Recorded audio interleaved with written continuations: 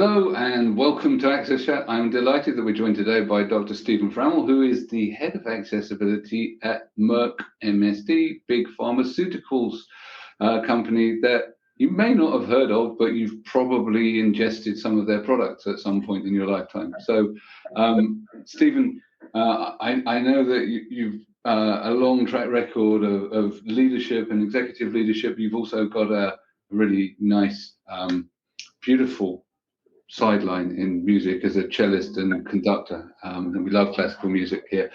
But for today, at least, can you tell us a little bit about your work in accessibility, what your role is, and how you came to be in this role at Merck? Thank you very much. I'm delighted to be here today, join you all. As mentioned, I'm the corporate global head of accessibility at Merck and MSD. And when I talk about how this all began, I kind of go back to where this all started. And this started in one of our business consortiums that sits underneath our chief diversity officer. And this is specifically our Disability Inclusion Strategy Council. I often say this is where our accessibility program policy was born, out of this group. And this happened, I think, probably about 6 to 8 years ago when that group was actually formed. And really kind of the idea of making equal access for all of our workforce, and by extension, our patients and consumers as well, was the need for ensuring that we had all of our digital landscape accessible. And so back in 2020, I was just a contractor at Merck. Nobody knew I was a contractor, but this is where I brought together a cross-organizational team to write the policy for digital accessibility. And we were thinking not only just internal, but also external. And so I often say this is one of our most far-reaching policies that we have, because it's across the entire company, all divisions, all business units, and really ensuring that anything with a user interface is designed in such a way that everyone, including people with disabilities, can effectively and meaningfully interact and communicate with the digital content, whether it's by their own means or with the help of assistive technologies. And so that was in 2020, and of course we went through the paces as one does with any sort of new policy that you're introducing to the organization. And after a couple of visits with executive leaders, we got it passed and published on April 1, no fooling, of 2021. And since then have been rolling the policy out, really kind of taking a risk-based approach for those things that are externally facing, because I believe with digital accessibility that we're moving past the notion of, okay, this is a company value, this is the right thing to do, to, it's regulatory. And we actually have that accelerating. It's a rising tide. We have the European Accessibility Act coming next year, June 28. It's actually been in the works since 2019, but it's coming due June 28.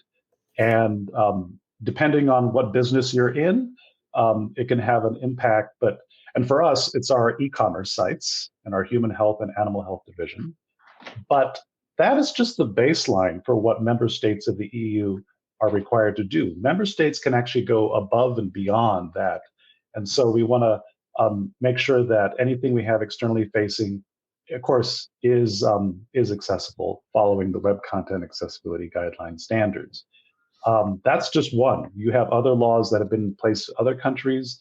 You have this new California Assembly Bill 1757 that is being kind of looked at, that really extends the liability to third parties supporting businesses in their websites. And so it's something that, okay, folks, yes, this is the right thing to do. This is part of our company values, but it's also becoming regulatory. And so this is just kind of part of that that movement of advancing accessibility.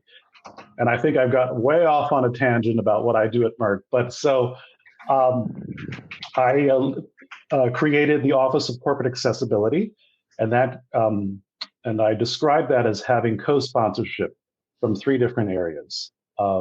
First, from our Chief Diversity Office in terms of the thought leadership. Where is this all coming from? Where are the values? But you can't expect our Chief Diversity Officer to be implementing it across our technology landscape. And this is where we partner with our IT organization to really enable the thought leadership. And that also then empowers the business to advance accessibility within their respective digital portfolios. So really, it's kind of like a three co-sponsorship level for the organization. And I think most large organizations don't just have accessibility sitting within one particular place, whether it's IT or compliance or customer experience, but it's kind of across several. And that's what I think gives it really the strength and stability to move forward. Because as you know, large organizations and small love to reorganize about every 5 seconds. And to be able to weather that type of reorganization that's constantly happening in large companies, having that co-sponsorship really kind of gives it that security and that stability, so that as one part of the organization is reorganizing, there's still the stability within the other two areas. And so that's what we've done at Merck. Yeah, go ahead. Yeah, so we have an executive steerco for accessibility in the same way. So you have those key stakeholders. And I take your point about, yes, it is the right thing to do, but the regulations are massively increasing. I've actually gotten to the point where we set up an accessibility regulatory function in my team, because we identified over 300 different regulations that are pertinent in the countries we operate in. You know, huge amount to make sense of.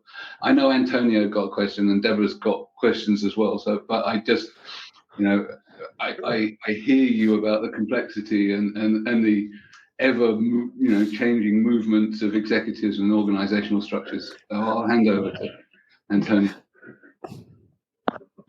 Okay, so my question goes in a similar direction.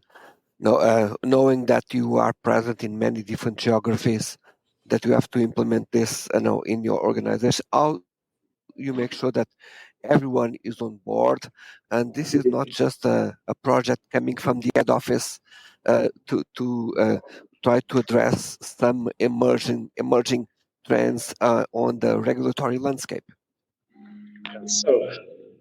We mentioned the steering committee. I've got 3 levels. Within the Office of Corporate Accessibility, we have 4 main work streams: governance, communication, training, all of which drive change management. On the governance piece, we already mentioned the steering committee. I've got 3 layers to that. Beneath the steering committee, we've got our leadership forum. This is also cross-organizational, kind of mid-level leadership to be able to help guide the evolution of the policy, the expansion of it, adding job aids for specific channels, that sort of thing. And then boots on the ground, very important. And so over a year ago, I established our accessibility global steward network. And in every country that we operate, we've got at least 1, if not sometimes 2 stewards, accessibility stewards, to really be that guide, that champion locally, to work with local job owners, ensuring and advancing accessibility. The way it is at Merck is that most of the time, it's the business who owns the digital asset. And so while there's certainly assistance from our IT organization, the business is ultimately responsible. And so, in fact, in writing the policy, it was intentional that we said that the business is responsible for ensuring accessibility, and it is part of the cost of doing business, of owning that digital asset. And so it's part of their annual budget to remediate and to monitor and to keep it going. So at the country level, we've got an accessibility steward. I have met with each of them. I meet with each of them on a monthly basis for half an hour to really make sure that they understand what the requirements are going year over year, what they should be working on, anything that they need help with. And so I really see this as an extended dotted line team that really is making this happen. They were kind of like the change agents. But over this past year, been meeting with each of them one-on-one monthly. And then we had a big accessibility steward summit in Prague back in February, where about over half of them were able to come together and really learn from each other and kind of share their successes and their sad stories with each other, and really try to explore ways in which they could leverage each other's wins and learn from everything. And so the steward network, extremely important, and we're looking to do the same thing. This is mostly within our human health division, looking to do the same thing in animal health. And then when we look into Merck research laboratories and manufacturing to see what appropriate can be done. I see huge opportunity in the clinical trial space for this sort of approach of accessibility stewards, given any particular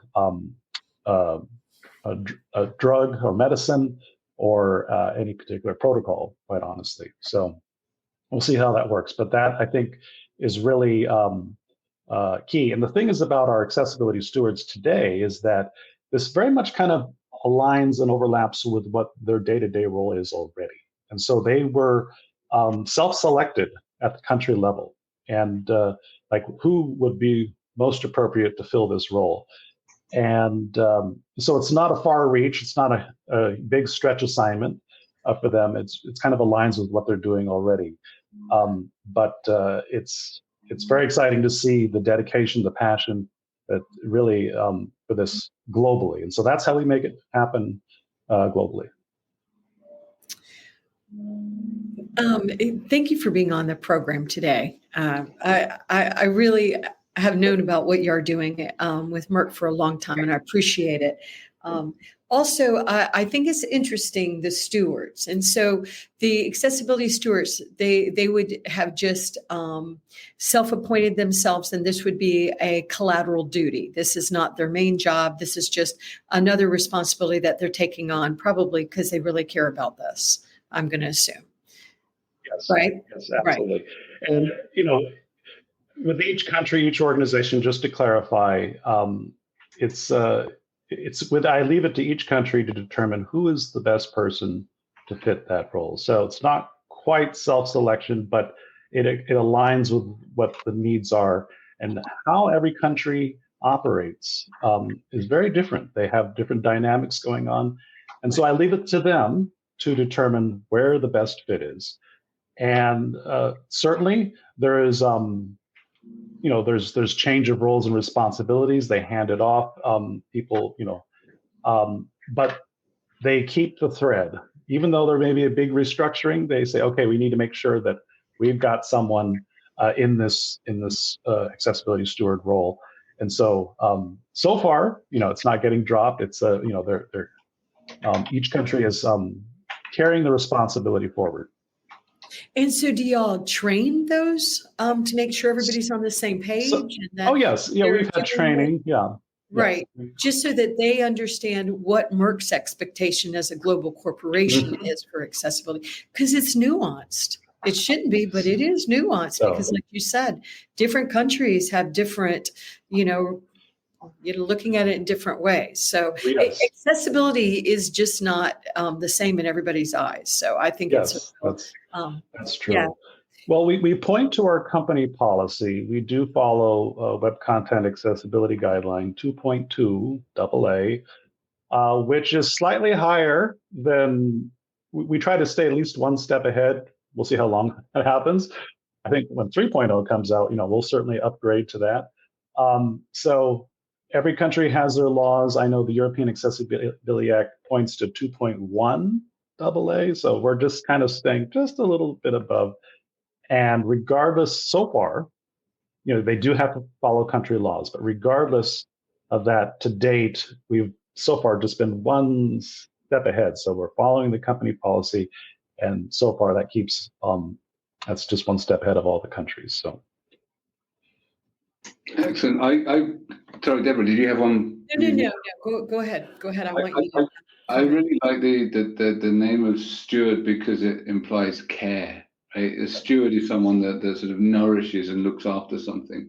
And we have some similar roles. We call them SPOCs, single point of contact. And we have them like you. It's a very matrix structured organization, and so we have people by country and function that are taking care of this stuff. But SPOC is more, doesn't have that same implication of giving a toss about this thing and nurturing. So I mean they do, but I like that. I like the term steward. It does really imply that taking of care.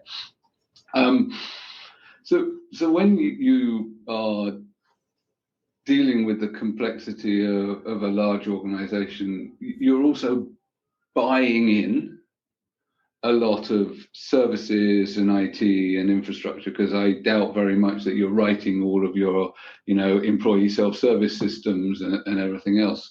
You've probably got them from a big German company located somewhere in the Waldorf area, right? And they have always taken a view that it's up to the people that implement, that are responsible for accessibility. They document it, but the European Accessibility Act doesn't apply to them. So I was really interested in you talking about the stuff that's coming in California, where it's saying that third-party suppliers are now going to be really held responsible, because this has been an area where, as an organization that we're a systems integrator, we buy in. So Atos, the company I work for, is a systems integrator. We buy in a lot of stuff and we configure it for people. So we have to take responsibility for other people's products.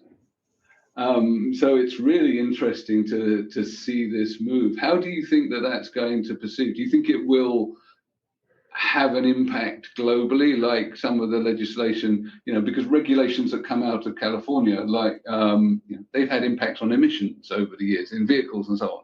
So regional legislation can have a global impact. Right. Yes. Well, probably everyone will be aware, but then they'll take it seriously when there's the first case law that comes along, and that'll inspire everyone to to get on board. I mean, yes, we have suppliers. So there's a couple things on that front, which I think I'm happy to say we are currently taking positive steps forward here, and hopefully get things in place over the next few months. One is around our global procurement. And so this is where, in our master service agreements and contracts, having specific accessibility language for anyone who's providing digital products and services. And so that can, of course, be in IT. That can also be in the marketing side, because they'll be doing their own contracts with their agencies of record, creative agencies, and so forth. That, I think, will be a huge step to ensure that whatever we're buying is accessible.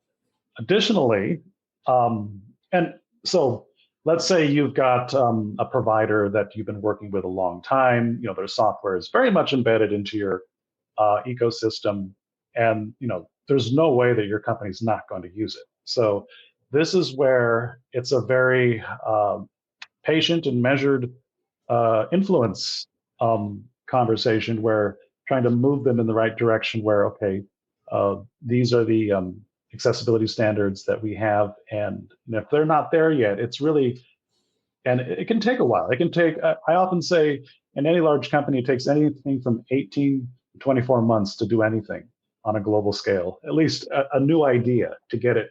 So for our enterprise accessibility platform system of record, it took me 18 months from due diligence to licensing enterprise-wide. So I think the same thing is when you're having these conversations with your global procurement, because they're not experts in accessibility.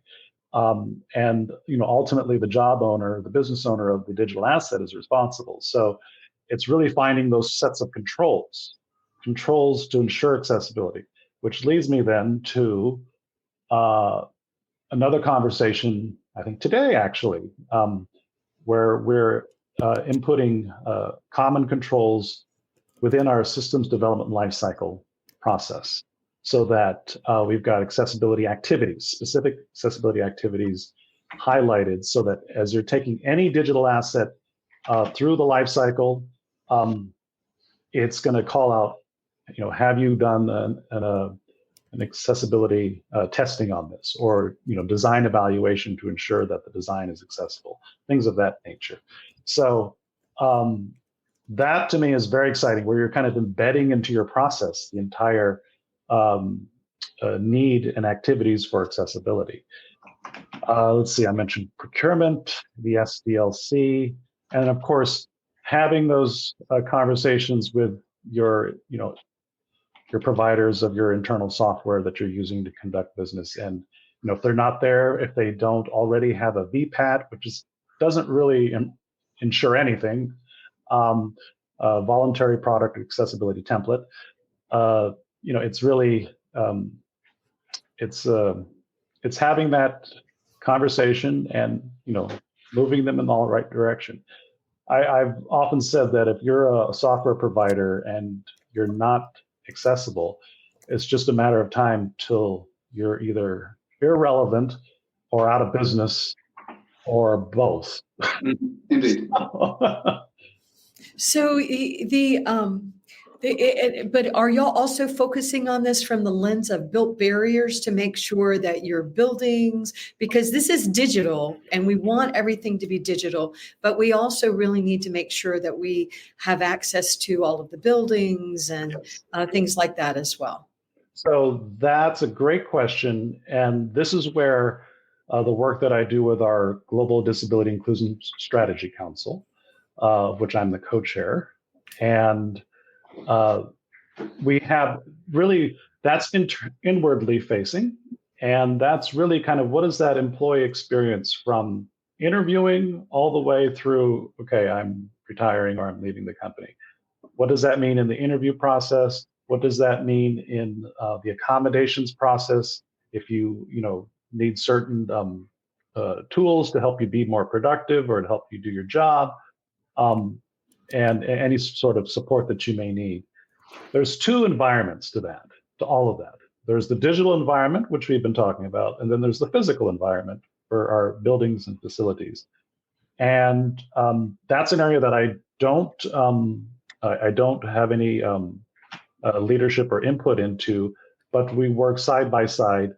And we have done that with our headquarters campus in Rahway, New Jersey, where they've done a lot of work in terms of making sure that the building is accessible. You can open any door with the wave of a hand and not have to actually open it. Even the choice of tiles at the landings of stairs are slightly different. So for those who are visually impaired can see the difference, like, okay, I'm now stepping into the landing of the stairs. Even tactile on the hand railings of stairs to let you know that, okay, you're getting to the end of the staircase or at the top of the staircase, things of this nature. And so a lot of input for universal design and how we've done that. And they've all been able to do that during the pandemic when the building was mostly empty. So they were able to do those upgrades. So, and, my understanding is that, as much as possible, taking this and replicating it in various offices that we have globally. The fantastic thing, I'd like to kind of connect the dots with the stewards and facilities, because, and this is where you let the stewards kind of run with it. They understand the mission, and then they see opportunities that you'll never have visibility to. So I look to our steward in Portugal, and she really began to identify like, oh, here are places within our building that we can make more accessible. The way we have it now makes absolutely no sense. That is not in the overall role description of the accessibility steward. She's going above and beyond it and owning it. That's the thing about the stewards. The ones who are really successful, they own it. and they own it beyond the digital environment into the physical environment. And they're bringing in local people who are leaders in DE&I to work with their local country group. And so I look to Portugal as a great example. So you're going to get Antonio excited, right? Because it's Portugal and it's from Portugal. So I know he's going to want to comment, but I also had a comment. You said you've got the two environments. I'd actually say there's a third, right? And that's the cultural environment, right? When you address the first two, you're also then helping to create a culture of psychological safety and inclusion that then enables people to be more open about their needs and everything else. So you're creating this kind of virtuous circle where people can have open conversations about what it is they need, what the barriers are, and everything else. Because until you are actually walking the talk as an organization by making those changes, both to the software, to the procurement policies, until people can actually see that there is something behind the policy with real actions, it's difficult for people to trust, right? There's a lot of anxiety amongst the employees with disabilities that if they come out and they talk about this, in a change of if there's a change of leadership, they can't go back into the closet. Yes. And so it's only when you do that sort of culture change that you can start really making that happen. So kudos to you for doing that. And it sounds like the stewards are really part of that culture change. And yes. Did you want to come in? I think you had a comment. Oh, it looks like he's, yes.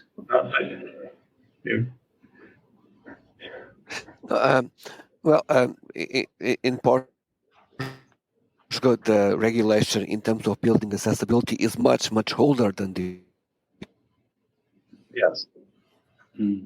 digital.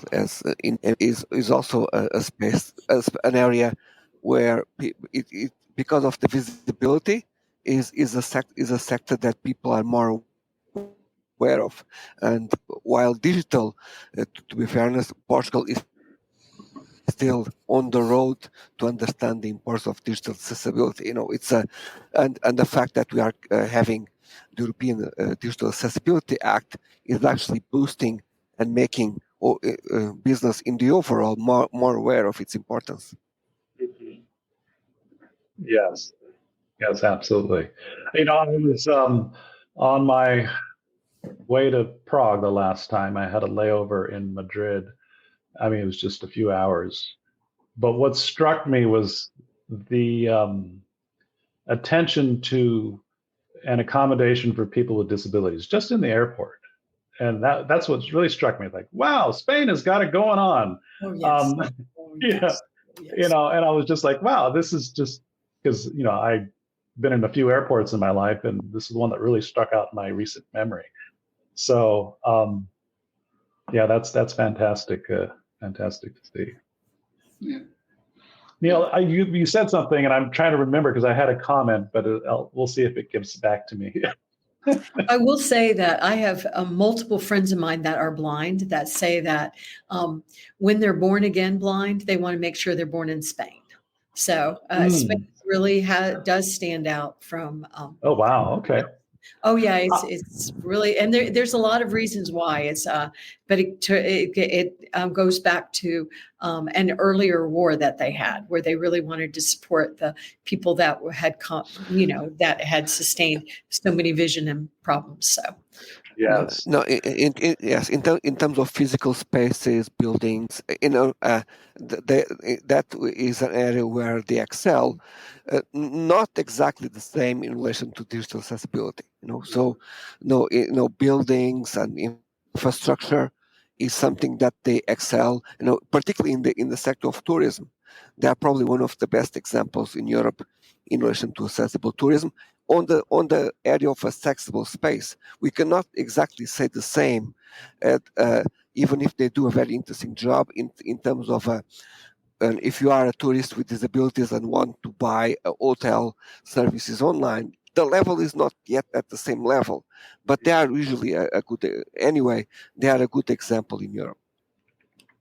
Yes, yes, absolutely. Neil, I wanted to comment on what you had talked about, employees in the workforce identifying. And I think what I have found is that, and just because we do a lot of internal communications, quarterly internal webcasts, and the responses I get are is that a lot of the workforce finds it relatable. It's relatable, whether it's someone in their family or their own personal experience.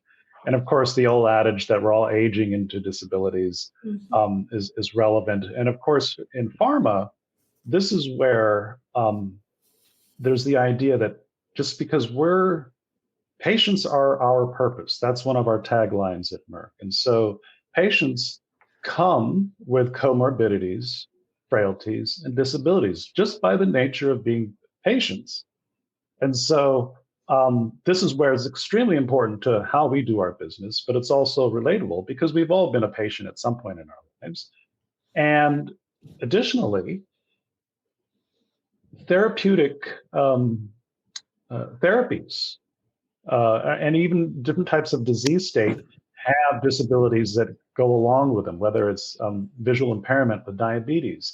And so as we're creating those patient interactions for diabetes therapy, it's having in mind that, yes, perhaps we need to be designing, with more of a nod to visual impairment because that's the comorbidity that goes along with diabetes. Additionally, when we think about cancer therapies, and I know this from personal experience about a year ago, is that chemotherapy causes neuropathy in the fingers and also tremors and also cold sensitivity. And so these are situational, sometimes temporary disabilities that, the neuropathy can become permanent. Fortunately for myself, I'm about 98.5%, fully recovered. As a musician, that's really important. That's it. Yes. Now, I was in chemotherapy last fall for 3 months, very intense, and I was still performing throughout, and I was still going. It was a weird sensation, but now my fingers are actually faster, I think. Oh, yay! Congratulations. So, and back in April, I had a concerto performance of Dvorak cello concerto. It was kind of my big milestone. Okay, we're back. Congratulations! But that's the thing, is that accessibility and disability awareness, inclusion is relatable to everyone, and it can happen to all of us, even if it's temporary or situational. It comes and goes. So that's what I found. It's relatable, and no one's going to say, "Oh, well, it touches everyone." It's like it's the most perfect DE&I concept because it cuts across every aspect of DE&I. Because if you're a human being, then you're part of this. Yeah, it touches everything. And I remember our first guest almost 10 years ago was Gareth Ford Williams, and he was doing accessibility at the BBC, and he said to the Director General, I want the new role. I want to be head of everything. He no longer works at the BBC. I don't think it's actually related to his request of being head of everything, but it's true. Accessibility touches everything. Yes. It's been a great conversation today. It's been lovely to meet you, and I'm really looking forward to continuing the conversation later on. Need to thank Amazon and MyClearText for keeping us captioned, accessible, and on air. So thank you very much. Absolutely. Pleasure. Thank you for having me.